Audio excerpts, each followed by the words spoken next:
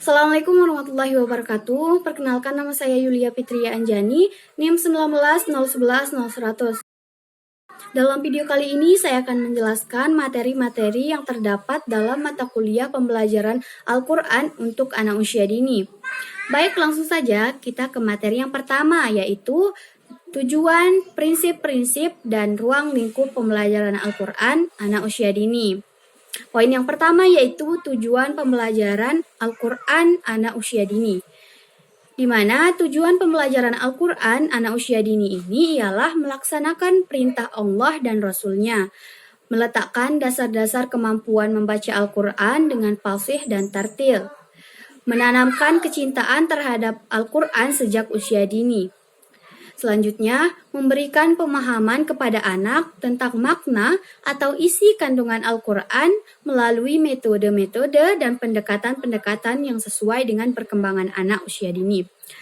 Selanjutnya, meletakkan dasar-dasar kemampuan menulis Al-Quran atau huruf hijaiyah dan kalimat thayyibah. Yang terakhir yaitu melatih dan membimbing anak menghafal Al-Quran dengan prinsip-prinsip yang sesuai dengan perkembangan anak. Baik, lanjut ke poin yang kedua yaitu prinsip-prinsip pembelajaran Al-Quran anak usia dini. Prinsip yang pertama yaitu pembelajaran holistik, di mana pembelajaran holistik ini maksudnya secara menyeluruh, baik itu membaca, menulis, memahami, atau menghayati. Prinsip yang kedua yaitu metode yang mudah dan menarik serta menyenangkan bagi anak. Yang ketiga, pembelajaran aktif dengan pendekatan bermain sesuai dengan tahap perkembangan anak. Selanjutnya, bertahap dan kontinu. Memberikan anak motivasi, tidak memaksa, memperhatikan anak. Poin yang ketiga yaitu ruang lingkup pembelajaran Al-Quran anak usia dini. Pembelajaran Al-Quran untuk anak usia dini dilaksanakan secara holistik atau menyeluruh, seperti yang saya jelaskan tadi. Tidak terpaku pada salah satu aspek saja. Pembelajaran Al-Quran untuk anak usia dini ini mencangkup membaca, memahami, menulis, dan menghafal. Baik, kita lanjut ke materi yang kedua, yaitu kisah atau cerita untuk anak usia dini dalam Al-Quran. Seperti yang kita ketahui, sangat banyak sekali kisah-kisah dan cerita Nabi dan Rasul yang dijelaskan dalam Al-Quran. Yang dimana di dalam kisah-kisah tersebut terdapat banyak sekali pesan-pesan moral yang dapat diberikan kepada anak. Tentunya kita dapat menceritakan kisah-kisah Nabi dan Rasul kepada anak dengan bahasa-bahasa yang sederhana yang dapat dipahami oleh anak. Misalkan seperti kisah Nabi Adam, Nabi Musa, Nabi Ibrahim, dan Nabi Sulaiman. Oke, lanjut ke materi yang ketiga yaitu strategi memahami kandungan Al-Quran untuk anak usia dini. Strategi ialah rangkaian kegiatan yang dibuat oleh guru untuk mencangkup perencanaan, urutan kegiatan, metode, media, hingga evaluasi yang bertujuan untuk memberikan pemahaman kepada anak usia dini tentang makna yang terkandung dalam Al-Quran. Ada beberapa metode atau strategi memahami kandungan Al-Quran untuk anak usia dini. Di antaranya, yang pertama yaitu metode bercerita. Yang kedua, metode bernyanyi. Yang ketiga, metode terjemah dengan gerak. Yang keempat, yaitu metode bermain peran. Metode bercerita ialah bagaimana seorang guru memberikan pengetahuan atau pesan-pesan yang dikandung dalam Al-Quran dengan menceritakan kisah-kisah Nabi dan Rasul atau dengan menceritakan tokoh-tokoh yang terdapat dalam cerita tersebut. Yang kedua yaitu metode bernyanyi. Metode bernyanyi ini merupakan metode yang menggunakan syair-syair yang dilakukan. Yang ketiga, metode terjemahan. Metode terjemahan ini misalkan dilakukan dengan gerakan sambil mengekspresikan wajahnya. Metode bermain peran ialah di mana anak memerankan tokoh-tokoh dalam suatu kisah Nabi, seperti misalkan seperti kisah Nabi Adam yang dikeluarkan atau diusir dari surga karena telah melanggar larangan dari Allah Subhanahu wa taala untuk menjauhi pohon khuldi dan memakan buah khuldi. Oke, baik, lanjut ke materi yang keempat, yaitu lingkup materi pembelajaran membaca Al-Quran atau huruf hijaiyah. Yang pertama yaitu mengenal huruf hijaiyah. Sebelum anak lanjut mempelajari Al-Quran, anak terlebih dahulu dikenalkan dengan huruf hijaiyah. Selanjutnya, setelah anak dikenalkan dengan huruf hijaiyah, anak dapat mengenal semua huruf hijaiyah dari A sampai Ya. Anak selanjutnya dikenalkan dengan harokat. Setelah itu, anak mengenal huruf bersambung. Anak diajarkan bagaimana membaca huruf bersambung. Dan yang terakhir yaitu anak mengenal panjang pendek bacaan. Baik, lanjut ke materi yang kelima, yaitu metode belajar membaca Al-Quran. Metode pertama yaitu metode Al-Baghdadi. Metode Al-Baghdadi ini berasal dari Baghdad, Irak, dan metode ini tersusun secara berurutan. Proses metode ini ialah secara berulang-ulang, mulai dari alif, ba, ta, sampai ya. Metode ini dilakukan dengan dieja per hurufnya. Metode Al-Baghdadi ini merupakan metode paling lama atau metode tertua. Lanjut tahap metode Al-Baghdadi. Tahap pertama yaitu pengenalan huruf alif sampai ya. Di mana anak dikenalkan dengan huruf-huruf dimulai dari alif, ba, ta, sampai ya. Setelah anak mengenal huruf alif sampai ya, lanjut dengan pengenalan huruf dan dengan harokatnya. Di mana anak diajarkan harokat-harokat dalam belajar membaca Al-Quran. Selanjutnya, setelah anak mengenal huruf alif sampai ya, mengenal harokat, selanjutnya anak dikenalkan dengan huruf sambung. Nah, setelah anak mengenal alif sampai ya, mengenal harokat, mengenal huruf sambung, sampailah kepada anak mengenal dan diajarkan juz amma atau ayat-ayat pendek. Oke, lanjut ke metode yang kedua, yaitu metode Iqra. Metode Iqra adalah suatu metode Al-Quran dengan cara langsung latih membaca tanpa harus mengeja terlebih dahulu. Nah, berbeda dengan metode Al-Baghdadi harus dieja terlebih dahulu. Metode Iqra ini terdiri dari 6 jilid yang dilengkapi dengan bagaimana cara membaca dan petunjuk mengajarkannya. Yang ketiga yaitu metode Qiraati.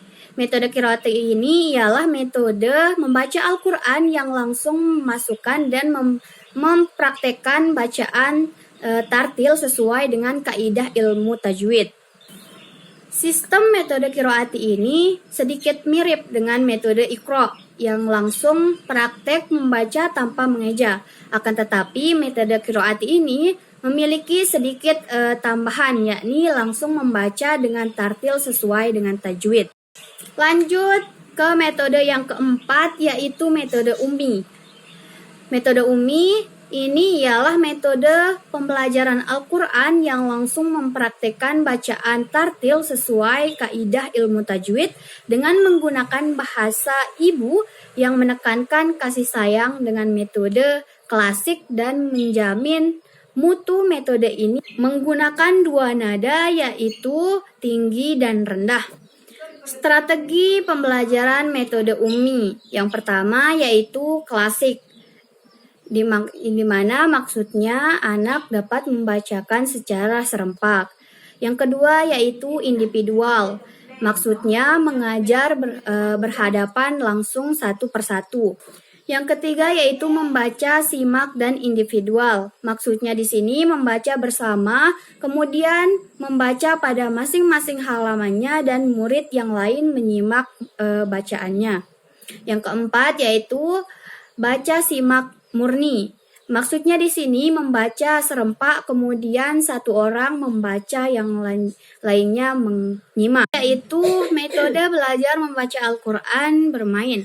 Metode belajar membaca Al-Quran bermain ini ialah metode yang digunakan guru agar pembelajaran Al-Quran dapat lebih menyenangkan.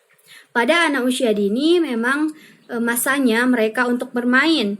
Hal ini yang dijadikan peluang oleh guru pembelajaran Al-Quran untuk mengajarkan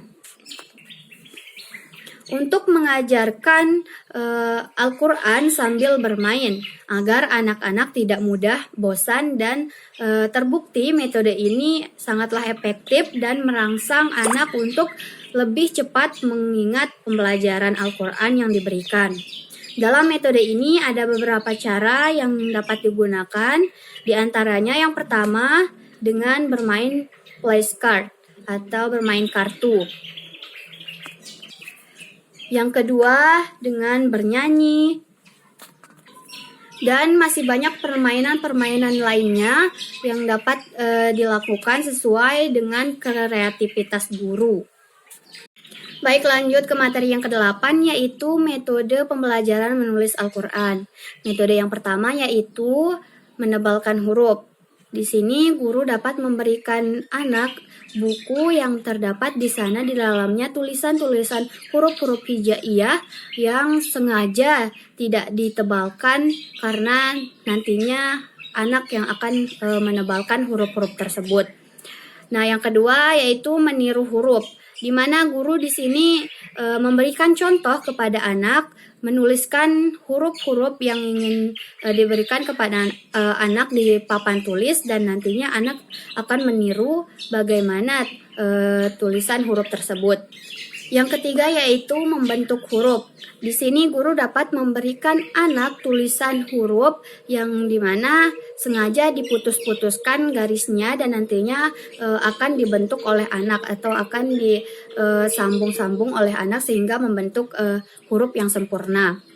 Yang keempat yaitu mewarnai huruf, di mana anak dapat diberikan kertas yang terdapat di dalamnya itu tulisan-tulisan huruf-huruf yang nantinya dapat diwarnai oleh anak. Baik, lanjut ke materi yang ke-9 yaitu strategi menghafal Al-Quran. Menghafal Al-Quran adalah proses pembelajaran Al-Quran secara keseluruhan, dari mulai surat Al-Fatihah sampai surat An-Nas, dengan cara menghafalnya dan selalu ingat saat mengucapkannya tanpa melihat mushaf, dan tujuan semata-mata hanyalah mengharap ridho Allah Subhanahu wa Ta'ala. Ada beberapa strategi dalam menghafal Al-Quran, di antaranya yang pertama yaitu memiliki visi dan visualisasi besar. Maksudnya memiliki tujuan dan mendapatkan manfaat. Yang kedua, mengenalkan Al-Quran sedini mungkin dengan cara mendengarkan atau memperdengarkan kepada anak lantunan-lantunan ayat suci Al-Quran sejak dalam kandungan. Yang ketiga yaitu mendekatkan Al-Quran dengan berbagai cara. Contohnya misalkan dengan berdiskusi tentang Al-Quran dan memotivasi anak. Yang keempat yaitu memahami kemampuan dan perkembangan anak, di mana dengan cara memberikan stimulus dengan cara memperdengarkan bacaan Al-Quran pada usia 0 sampai 2 tahun ketika tahap perkembangan sensori motorik yaitu melihat dan mendengar. Pada usia 2 sampai 7 tahun diajarkan huruf hijaiyah melalui gambar dan potongan ayat. Selanjutnya, memahami gaya menghafal anak. Terlebih dahulu sebelum kita mengajarkan anak untuk menghafal Al-Quran, kita harus mengetahui gaya menghafal anak itu seperti apa. Misalkan anak lebih cepat menghafal Al-Quran dengan menggunakan cara atau gaya auditorial dengan pendengaran atau musik, atau dengan cara visual dengan gambar dan penglihatan, atau bahkan dengan kinestetik dengan rasa atau isyarat. Selanjutnya menjadi teladan atau contoh. Guru yang mengajarkan anak untuk menghafal Al-Quran tentunya terlebih dahulu harus menjadi teladan atau contoh orang tua yang dekat dengan Al-Quran. Mereka mencontohkan anak bahwa mereka mencintai Al-Quran sehingga anak tertarik untuk menghafal Al-Quran. Selanjutnya menggunakan metode menghafal yang sesuai kemampuan anak dan yang menyenangkan gitu. dengan metode wahdah atau menghafal satu persatu, atau kitabah, menulis, dengan simai atau mendengarkan, dan terakhir dengan metode gabungan atau wahdah dan kifabah. Selanjutnya, memanfaatkan teknologi dengan bijak, menciptakan suasana belajar yang inovatif. Inovasi media pembelajaran, media seperti media visual, audio visual, dan inovasi metode belajar. Selanjutnya, waktu yang tepat. Di sini waktu yang tepat yaitu ketika dalam keadaan fresh, selesai sholat. Selanjutnya, memberikan motivasi. Usahakan menggunakan satu jenis mazhab serta berdoa dan tawakal kepada Allah Subhanahu wa taala. Baik, selanjutnya di sini materi yang terakhir atau materi yang ke-10 yaitu karakteristik guru pembelajaran Al-Qur'an untuk anak usia dini. Yang pertama yaitu fasih dalam pelafalan huruf. Yang kedua, lancar membaca Al-Qur'an sesuai tajwid. Yang ketiga, memiliki wawasan Al-Qur'an. Yang keempat, menguasai metode dan pendekatan pembelajaran Al-Qur'an yang sesuai untuk anak usia dini. Yang kelima, memotivasi siswa. Yang keenam, mampu menjalin komunikasi yang baik dengan orang tua siswa. Baik, terima kasih. Mungkin hanya itu yang bisa saya jelaskan dalam mata kuliah pembelajaran Al-Qur'an untuk anak usia dini. Kurang dan lebihnya mohon maaf. Sekian, Assalamualaikum warahmatullahi wabarakatuh.